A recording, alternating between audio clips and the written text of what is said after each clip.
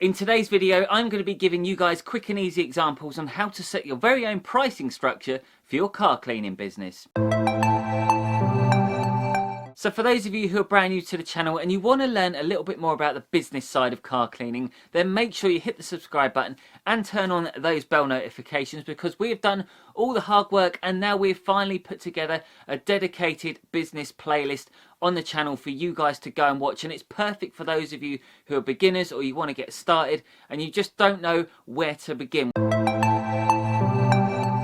So I get asked this all the time. So many people say to me, how much do you charge for a full valet? What do you charge for an interior? What do you charge for a shampoo? At the end of the day, you can't have a fixed price list. It's really important to understand that. If you have a fixed price list, it will be one shoe fits all. Now that doesn't always work because everybody's car is different. What you need to do is you need to be very clear with your pricing and have a price guide, and you have to put prices from, and you can sort of put like a between this amount and that will give the customer a general idea of what it's going to cost. But the second you say, right, it's going to cost X amount for a job, the customer will not want to pay any more. They will say that is all you're going to get. And I think that can be really damaging to anybody starting out, especially if you say, right, I'm going to charge 20 quid for a valet inside and out. Now, your idea of an inside and out valet is completely different to theirs. They may think an inside and out is a full valet. So if you're not clear, you are going to be setting yourself up for failure. And believe me, give it 3 months down the line, you're not even going to want to be doing this job anymore, because you're going to be so sick of doing these cars and getting very little out of it. So here's the thing that I see all the time. Now, a load of people go for this. Even I did this once upon a time and it didn't quite work for me, and I've sort of explained why. So a lot of people go for the bronze, silver, gold and then the platinum valets. Now that is all well and good, but here's where it really does affect you. Now let's just take Mrs. Jones. She calls you, she's got a Vauxhall Zafira, it's got 7 seats, she's got 4 kids and there's sweets and crap everywhere, but she only wants a basic valet. Now a basic valet will include like your general quick wash and a vac, but that vac, now this is a really important thing.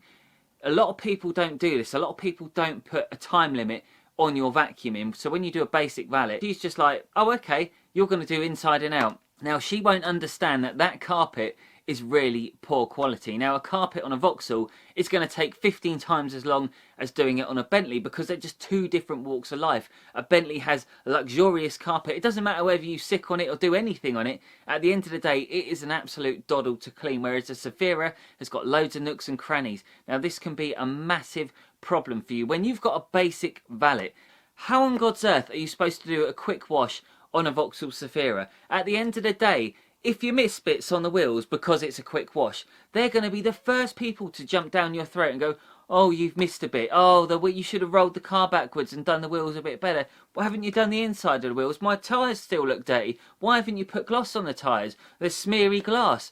At the end of the day, you cannot do a basic valet. I'm sorry.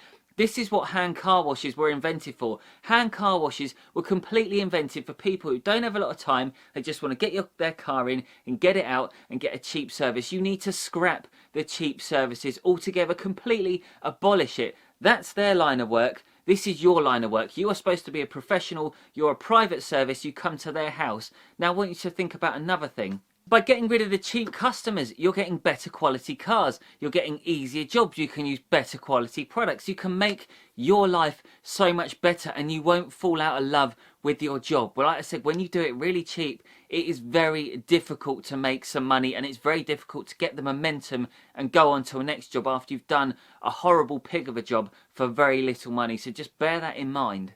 So I want to give you guys a couple of examples of how I do things, and I sort of put this on my own website. Now I want to start off with a maintenance valet, because at the end of the day you want to get regular clients who are going to book you in once a month. They've got very easy cars to do and they're recession proof customers. So what we're going to do is we're going to look at the maintenance valet first.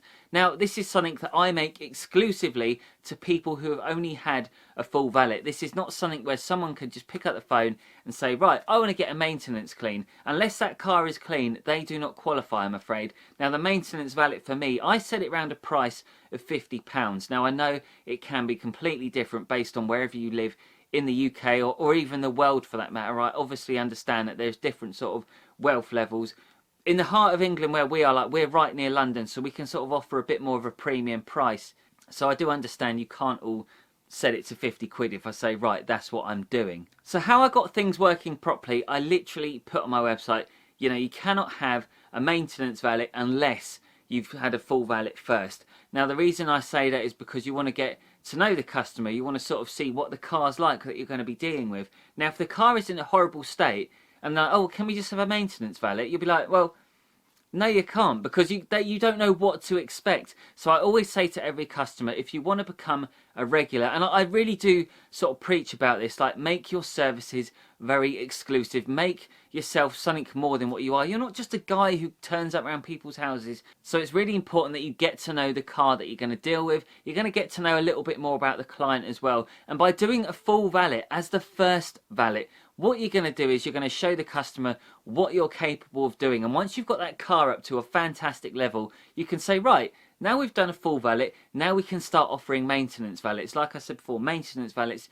you cannot just turn up to a dirty car and do a maintenance valet, because with those types of cleans, they're very simple vacuums. They're nothing OTT. We're not talking about shampooing or road tire removal or anything like that. We're just keeping it simple. So a maintenance valet is like a basic wash, but you're offering sort of, let's just say a basic wash is something where you sort of put 60 to 70% of all your effort into a basic wash, whereas a maintenance valet, you're literally putting like 100% into that wash. So please don't confuse a maintenance wash with a basic valet. They are two completely different things. The basic valet will set you up for failure. Like, if you have to do it, I understand, like, you have to do it. I know not everybody lives in central London. It's not easy for everybody. I know you could be living in rural areas and you've got to compete with other people's prices. So trust me, I do understand that better than anybody, because I've been there and I've done that myself. So another thing I will mention, and I'll do it in a later video, I'll talk about it a little more, is the fact that when you work at dealerships, they will expect you to do it for nothing. I've had days where I used to like get home and cry, like I'd spent all day doing a car for 30 quid because I stupidly set up this bronze, a silver and a gold package. The dealership guy, he'd come out and he's like, okay, well, we'll just go for the 30 ones. I'll only pay 30 quid for an in and out. And after I was doing the basic ones, oh, you missed a petrol cap. Oh, can you do this? Can you do that? Oh, this one's got pet hairs. At no point will they pay any extra. And it, like I said, it is just soul destroying. You get days, you come home, you cry and you regret doing it. And it really does make you hate this job. So just take some of these things on board that I'm saying. If you're going to work for a dealership, get a bit of experience, but for goodness sake, get what you're worth. So I want to show you the sort of things that I offer service-wise. Now, I offer a full exterior, a full interior, a full valet, and a maintenance valet. There is 4 different things. And we've also got paint protection, but we're going to save that for another video, because I think there is just way too much information for you guys to process out of this video today. So I just want to keep it very simple. Now, I want you to think about something very clearly here. If you have masses and masses of different services, think of it like a restaurant. You go into a restaurant, you've got your menu, overwhelmed by so many different pages, so much to choose from. The customer's like, well, I really can't make this decision myself. And in the end, they sort of don't get what they really want. By keeping it simple, you can tailor your business the way you want to do things. So that's why I have 4 main services. Well, in fact, I have 3 now, because I've currently dropped the interior cleans because I want to focus more on my YouTube. So we're trying to keep things as simple as possible. But for the majority of you, 4 different services is going to be way more than enough. So we covered the maintenance valet. I now want to show you what you're going to be getting for a full exterior and sort of how to go about pricing that one up. And I am going to stand by what I say here. You should easily be able to do a full exterior valet within 2 to 4 hours. There should be no excuses unless the vehicle is like a minibus or something, but we're talking about your average car. It doesn't matter what the car is. The great thing about exterior is the fact that you don't have a massive amount of work to do. As long as you've got strong chemicals that are good enough and they are safe enough to do the job, and you've got good quality products, there is no excuses for not being able to do a full exterior valet. And I don't want you to confuse that with machine polishing, because when I do a full valet, I make sure that I don't do any machine polishing. That's a completely different service. Like I said, we're just talking about the car cleaning side of things. And this is where you want to be very clear with your clients that a full valet will include the following. For the wheels and tyres, what we would do is emphasise the fact that they are going to have a very deep clean. So we're also going to do the arches as well, that they're going to have a nice brush. We're going to also use dedicated tyre cleaner just to unclog all the pores before we apply a premium tyre dressing. We're also going to protect the alloys with a decent alloy armour. For the bodywork, we're going to carry out a pre-wash, we're going to use the 2-bucket method, and we're going to use premium cleaning products. We're also going to carefully dry the car with either a car dryer or very soft microfiber towels, good quality ones. And we're also going to remove the road tar. For finishing off, I like to use a nice glass cleaner. I also like to give the car a hand polish and either use a wax or a ceramic spray on top just to seal it in and give that nice glossy finish. So you may ask yourself, why didn't I mention fallout remover? Why didn't I mention clay barring? Why didn't I mention machine polishing? Those are all optional extras. Those are things where you can make additional money at the end of your job. Like I said, you keep things simple. Go for your full valet. Tell them what they're going to get for their money based on their car and their condition. And then afterwards, once it's sort of looking at a good level, halfway through, you can say, right, shall we go a little bit further? What else can we do? Or even when you get to the job, you can look at a car and say, do you know what? Why don't I just charge you a little bit extra and we're going to remove all the fallout from the bodywork and we're going to give it a nice clay bar and we give it a quick machine polish as well. There's so many ways you can make extras from doing a full valet. You don't have to give them everything in a full valet as long as you cover the main things and you do it properly. And that car looks absolutely stunning. And remember this, right? A lot of people just borrow cars, you know, lease them, they have to send them back. They're not going to go for clay bars. They're just going to want a full valet. So you don't want to be wasting your time either. They're only going to want to pay X amount for a service. Give them that service, but also give them the option to have a little extra if they need it. So we covered the maintenance valet. We've also covered the full exterior valet. Now I want to talk about interior. Now for those of you who are probably having a little snoop around on my website, you may have noticed that I no longer do interior only cleans. Now there's a very good reason behind that, but I will sort of go into the valet still because it's something you guys should still do, but just for me on a personal level, I've got too much work going on and I really want to focus on doing this YouTube. So one service had to be dropped and unfortunately it was the interior one. So let's talk about the interior side of things. Now firstly, you're going to want to remove everything from the car. You've got to be very clear with the client. That's what you want to do. Everything's going to be completely taken out. Even the boot lining in the back so you can get around the wheel area and that as well. You're going to give all the compartments a thorough clean including the glove box. That's why I said you've got to get everything out. So you're going to clean all the plastics, you're going to condition them, you're going to vacuum all the seats and the boot and literally everything inside the car. You're going to clean the glass, you're going to apply scented sprays to make it smell absolutely lovely, and you're also going to shampoo the seats or the carpets. And if they haven't got fabric seats, then offer them a leather cleaner instead, just so they got something else as an alternative. So when it comes to pricing up an interior valet only, now these are so much more difficult than cleaning the outside. When you're outside, you don't really have to bend down and sort of get in tight areas. At the end of the day, cleaning a car on the outside will take you 2 to 4 hours, whereas an inside, now this is where it gets tricky. It could take you all day, if not longer. Think about everybody's car being different. We've mentioned the woman who had a Safira. She could have like 3 or 4 dogs. There'd be pet hairs everywhere, sweets, chewing gum, loads of different things like that. It is very hard to have a set price list. The second you say, oh, it's 100 quid for a full interior, people will be like, oh, it might be a bit more than I want to pay. But they don't understand the work that is involved. So you really have to get a good look at the car before you even touch it. And if someone's calling just to say they want an interior clean, it must mean that they either A, haven't got enough money to go for the full inside and out, or B, it could be absolutely horrendous. No one's going to call you up. Think about it. If they got quite a clean car, no one's going to pick up the phone and say, oh, can you come and quickly give the interior a quick hoover? I don't think that's ever happened in the 15 years that I've done this job. So that's why I say you can't really have a fixed price list because you will end up shooting yourself in the foot. Have a guide, but ask yourself, how much money do you really want to make per hour if you were just to focus on the inside? And then a few other things you've got to consider. Will the customer want the door shuts done? Because when I do an exterior, I focus on the door shuts for that because it's all part of the washing process. Whereas the interior, the last thing you want to do is make it all look fantastic and then leave the door shuts like that. So if the car is a pig in the first place, it's going to look really unfinished. And I think the customer will go, oh, I'm not happy with that because you haven't done those bits and technically that's inside. So that's another reason why I don't do interiors anymore.